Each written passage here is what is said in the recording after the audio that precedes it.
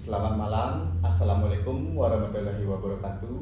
Shalom, Namo Buddhaya, Om Swastiastu, salam kebajikan, salam sejahtera bagi kita semua. Perkenalkan, saya Ida Bagus Madejati Swastawa, mahasiswa Magister Hukum, Fakultas Hukum Universitas Tarumanegara, Jakarta. Dalam kesempatan yang baik ini, saya akan mempresentasikan serta memberikan contoh-contoh apa itu alternatif penyelesaian sengketa dengan metode mediasi. Lanjut. Apa itu konflik atau sengketa? Bagi masyarakat awam, konflik atau sengketa itu dianggap sama. Akan tetapi, konflik dan sengketa itu adalah dua hal yang berbeda tapi saling berkaitan. Yang pertama, konflik. Apa itu konflik? Konflik ialah permasalahan yang belum mengemuka, yang belum dapat diidentifikasi siapa pihak-pihaknya. Itulah yang disebut dengan konflik. Sedangkan sengketa ialah permasalahan atau bisa dibilang konflik yang sudah mengemuka. Maka dari itu saya tadi mengatakan bahwa konflik dan sengketa itu dua hal yang berbeda tetapi saling berkaitan. Nah, sengketa itu adalah permasalahan yang sudah mengemuka. Apa yang disebut mengemuka? Mengemuka itu artinya permasalahan itu sudah dapat diidentifikasi, pihak-pihaknya sudah jelas, antara orang perorangan atau badan hukum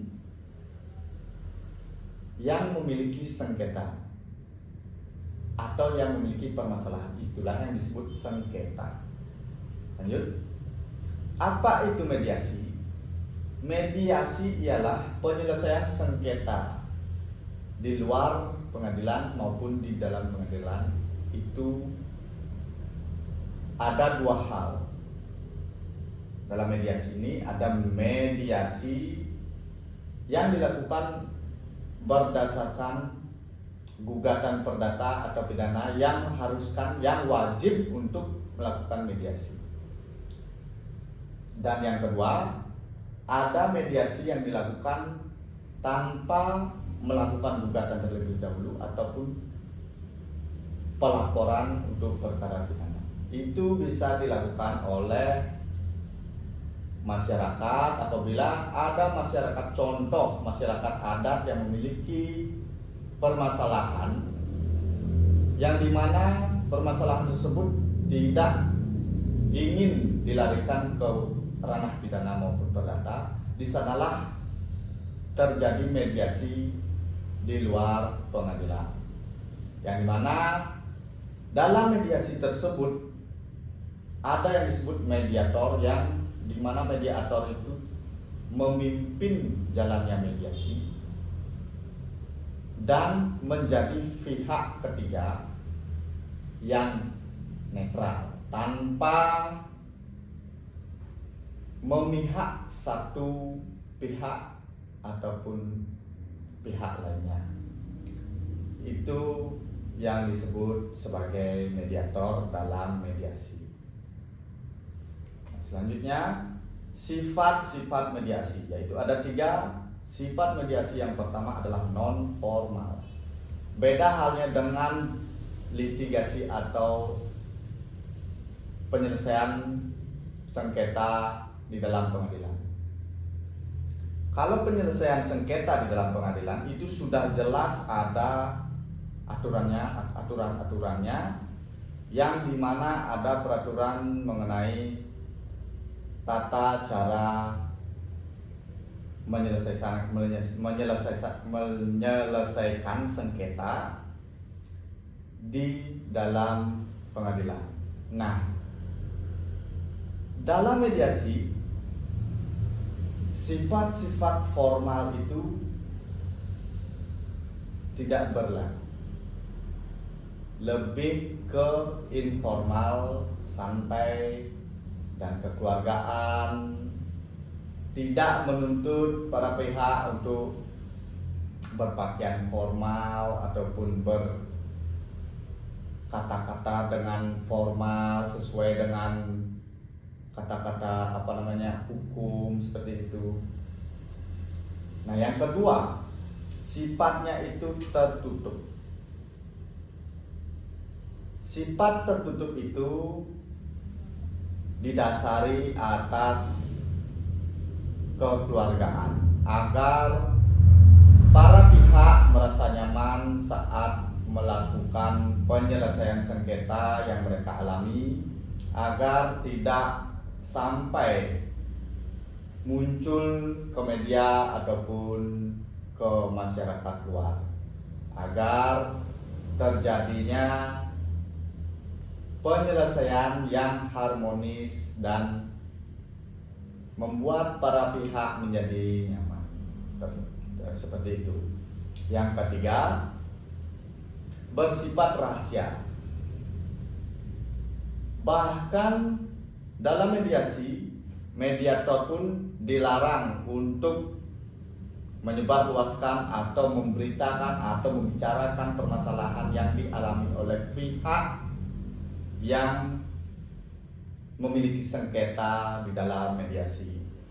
Maka dari itu, beda dengan di pengadilan, ada yang bersifat terbuka dan tertutup untuk umum.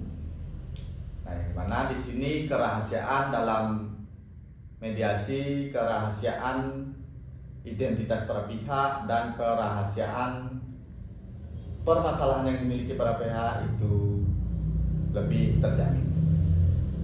Lanjut. Tujuan mediasi. Apa sih tujuan mediasi tersebut? Ada 3 yang saya cantumkan di layar. Yang pertama ada win-win solution, yang dimana dalam menyelesaikan suatu sengketa atau konflik, dimana di sana hanya akan menyelesaikan sengketa untuk mendapatkan win-win solution atau timbal balik yang sama. Yang dimana di sana terjadi kesepakatan antara kedua belah pihak yang memiliki sengketa, tidak memenangkan satu pihak ataupun pihak lainnya, tidak ada yang menang, tidak ada yang kalah. Di sana terjalin suatu kesepakatan. Yang kedua, perdamaian. Beda halnya dengan litigasi atau di dalam pengadilan. Walaupun perkara mereka sudah selesai, setelah selesainya perkara tersebut, belum tentu para pihak itu berdamai. Mungkin saja pihak yang merasa kalah akan tidak puas dan melakukan upaya hukum seperti banding, kasasi, ataupun peninjauan kembali. Tapi di dalam mediasi yang ditonjolkan adalah perdamaian, yang dimana kesepakatan kedua belah pihak untuk berdamai, dan untuk mendapat kesepakatan tersebut, perdamaian ini dituangkan di dalam akte perdamaian atau akte funding. Yang ketiga, hubungan para pihak tetap baik, yang dimana dalam penyelesaian sengketa melalui mediasi ini diharapkan hubungan para pihak itu terjalin harmonis setelah terjadinya kesepakatan antara kedua belah pihak. Tidak ada yang tidak merasa puas dan tidak ada yang merasa menang, seperti itu. Lanjut. Nah, terkait mediasi, di sini ada contoh kasus, yang dimana kasus ini adalah kasus pidana yang diselesaikan melalui mediasi. Oke. Yang pertama, dalam kasus ini sebutlah ada si A sebagai suami dari si B. Si A ini mempunyai istri kedua, mempunyai 2 istri. Sebenarnya ini kasus perdata yang berpotensi atau bisa mengakibatkan pidana seperti itu. Lanjut, si A ini memiliki 2 istri, singkatnya. Yang istri pertama bernama si B, istri kedua bernama si C. Dalam hal ini, si B atau istri pertama memiliki anak tunggal laki-laki. Istri kedua memiliki anak yang masih kecil atau bisa dibilang di bawah umur. Nah, pokok permasalahannya terjadi pada saat si A ini atau si suami ini kawin dengan istri keduanya. Di sana dilangsungkan atau dibuatkan akte perjanjian kawin atau akte pemisahan harta, yang mana mengakibatkan apapun harta yang didapatkan setelah perkawinan dengan si A dengan si C tidak dapat dikatakan sebagai harta gonogini karena sudah berdasarkan akte perjanjian kawin. Nah, singkat cerita, si A memberikan hibah kepada si C, istri keduanya. Dalam pemberian hibah tersebut, dalam perbuatan hukum pemberian hibah tersebut, si A memberi kuasa kepada si C untuk melakukan perbuatan hukum hibah yang dimana menghadap ke notaris tanpa diikuti oleh si A.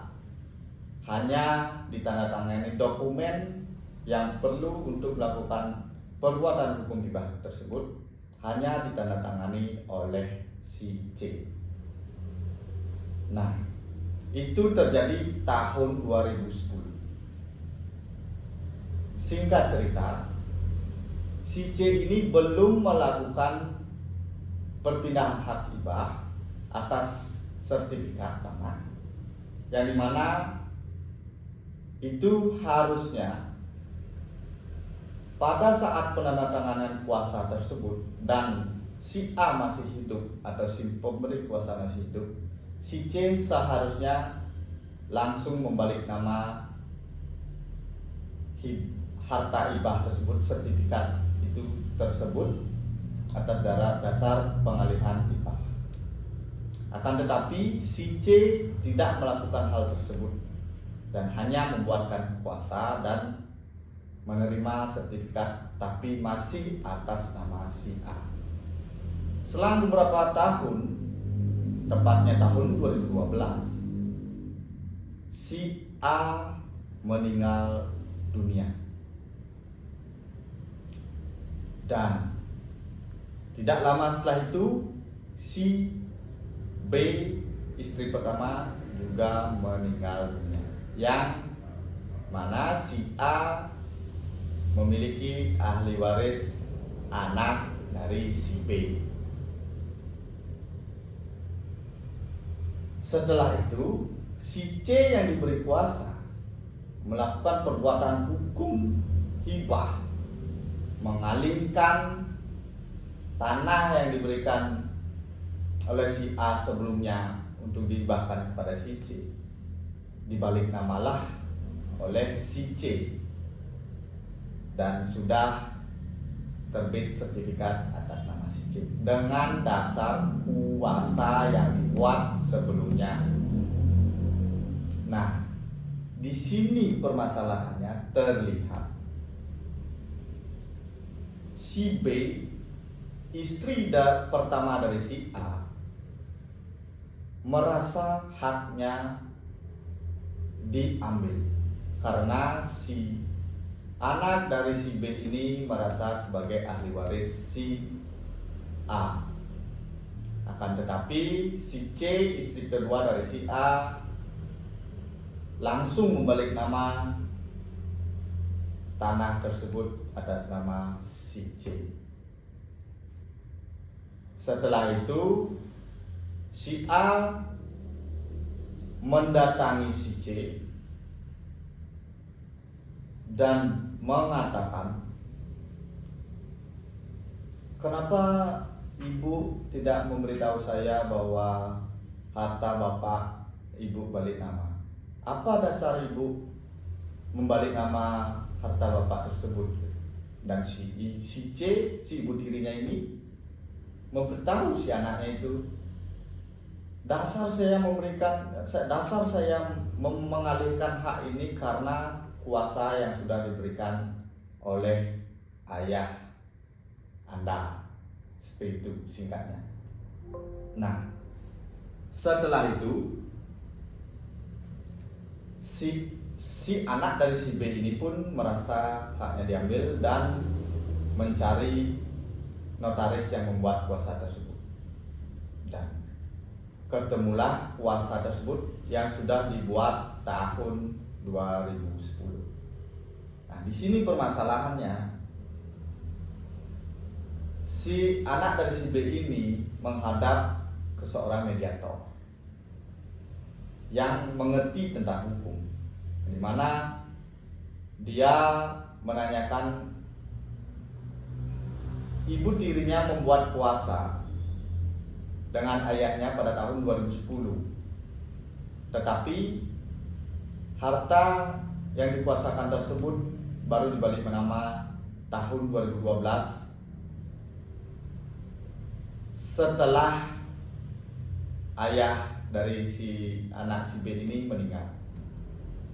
Nah, di sanalah ditemukan tindak pidana penggelapan harta, yang mana di sana si C melakukan penggelapan harta warisan dari si A, yang mana dasar hukumnya, apabila ada kuasa yang tidak bertalian dengan perjanjian hibah, kuasa hibah yang tidak bertalian dengan perjanjian hibah, apabila si pemberi hibah ini, si pemberi kuasa ini meninggal dunia, maka kuasa tersebut dianggap gugur atau batal demi hukum dan tidak memiliki kekuatan hukum. Nah, di sanalah anak dari si B ini merasa ini harus dilaporkan ke polisi atau pihak berwajib, dan dilaporkanlah ke polisi atas dasar penggelapan harta dari waris dari ayahnya. Singkat cerita, diperiksalah si C ini, dan memang benar si C telah melakukan penggelapan, di mana dasar hukumnya itu adalah pasal 1813 KUH Perdata. Yang seperti saya sebutkan tadi, apabila ada kuasa yang tidak bertalian dengan perjanjian dan si pemberi kuasa sudah meninggal dunia, maka kuasa tersebut dianggap gugur dan tidak memiliki kekuatan hukum. Nah, sertifikat yang dimiliki si C ini, yang sudah atas nama si C ini, tidak sah karena dasarnya adalah akte kuasa yang sudah gugur tersebut. Itulah dasar hukum penggelapan yang dilakukan si C. Nah, dia dikenakan pasal penggelapan dan dinyatakan sebagai tersangka. Nah, dalam hal ini sang mediator yang ditemui oleh anak si B menyarankan karena ini masalah intern keluarga, disarankanlah melakukan upaya hukum di luar pengadilan terlebih dahulu, di mana disarankan untuk melakukan mediasi. Dan anak si B ini setuju untuk melakukan mediasi. Setelah berselang beberapa hari, terjadilah mediasi dengan anak si B dengan si C, ibu tirinya anak, ibu tiri dari anak si B. Nah, dalam upaya mediasi tersebut, anak si B ini sangat bersikeras untuk mempenjarakan ibu tirinya. Akan tetapi sang mediator sangat piawai untuk menahan emosi dari anak si B. Dan tidak berselang lama terjadilah kesepakatan yang dimana sang mediator menjelaskan bahwa ini adalah kasus intern. Apabila ini sampai dilakukan persidangan dan dinyatakan ibu tiri sang anak mempenjarakan ibu tirinya, itu sangat tidak baik. Itulah yang dikatakan seorang mediator. Dan di sana pun sang anak dari si B ini berpikir, kalau sampai ternyata persoalan ini masuk ke ranah persidangan dan dipublis untuk umum, si anak itu berpikir dia akan merasa namanya tercemar karena sudah mempenjarakan ibu tirinya. Nah, maka dari itu si anak pun setuju untuk mencabut laporan polisi tersebut. Karena dari itu terjadilah kesepakatan perdamaian. Seperti yang saya jelaskan tadi, banyak keunggulan dari mediasi.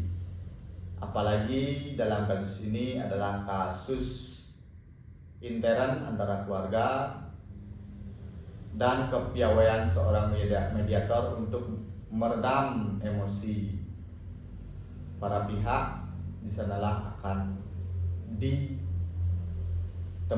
kesepakatan dan terjalin perdamaian. Nah, setelah itu sepakatlah mereka berdua untuk membuat akte perdamaian. Nah, itu sekilas kasus yang mana mediasi ini sangat berperan penting dalam penyelesaian sengketa atau perkara pidana. Yang mana keunggulan mediasi ini, kerahasiaan terjamin, terjalin hubungan baik terus-menerus, dan sampai saat ini si anak pun merasa sangat sayang sekali dengan ibu tirinya. Karena apa? Ibu tirinya itu juga merasa bahwa haknya si anak ini sudah diambil. Nah, penyelesaian itu berlangsung dengan perdamaian dan hak-hak si anak diberikan oleh si ibu tirinya ini. Nah, sekian kasus yang bisa saya terangkan, yang mungkin akan menjadi sebuah contoh bahwa jangan terlalu terburu-buru, apalagi memiliki kasus intern, agar nantinya hubungan antara keluarga tidak harmonis. Nah, mungkin sekian dari saya.